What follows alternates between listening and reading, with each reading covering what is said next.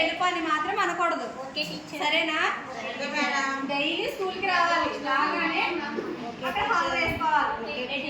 ఓకేనా? ఇప్పుడు మనం మంచి అలవాట్లు అంటే మనం రోజు చేసేవే. ఓకేనా? ఎవరైనా మనకి సహాయం చేశారనుకో థ్యాంక్ యూ అని చెప్పాలి. ఎలా చెప్పాలి? థ్యాంక్ యూ అని చెప్పాలి. అలాగే ఎవరైనా మనల్ని ఏదైనా అవసరం కావాలి అని అనుకున్నారనుకో ప్లీజ్ ఎక్స్క్యూజ్ మీ అని అనాలన్నమాట. ఓకేనా? ఎవరినైనా నువ్వు ఇప్పుడు కుమారిని నాగిని కొట్టిందనుకో తిరిగి మళ్ళీ సారీ చెప్పాలి.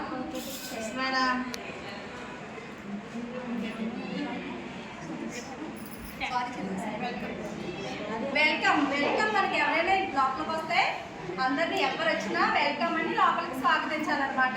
ఓకేనా?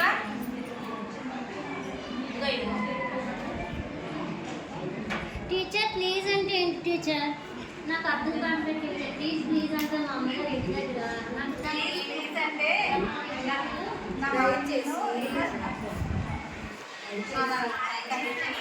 నాకు ఇవ్వవా అని అర్థం అన్నమాట. ఓకేనా? ఎవరికైనా డౌట్స్ ఉన్నాయా? ఎప్పుడైనా ఎవరైనా మీరు ఎవరైనా లోపలికి వచ్చారనుకో స్కూల్కి may I come in madam అని అడగాలి. ఏ కుమారి ఎందుకంటా సారీ చెప్పు. సారీ చెప్పు.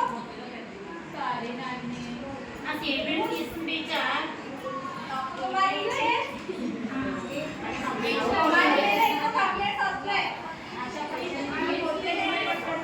ఒకసారి అడుగు ప్లీజ్ జ్యోతి పెన్సిల్ ఇవ్వ అని అడగాలి.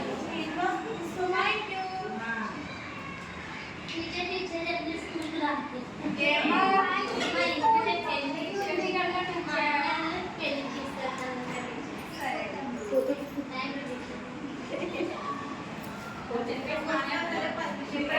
వాష్రూమ్కి వెళ్ళా అంటే వాష్రూమ్కి వెళ్ళి రాగానే హ్యాండ్ వాష్ చేసుకోవాలి, చేతులు బాగా కడుక్కోవాలి.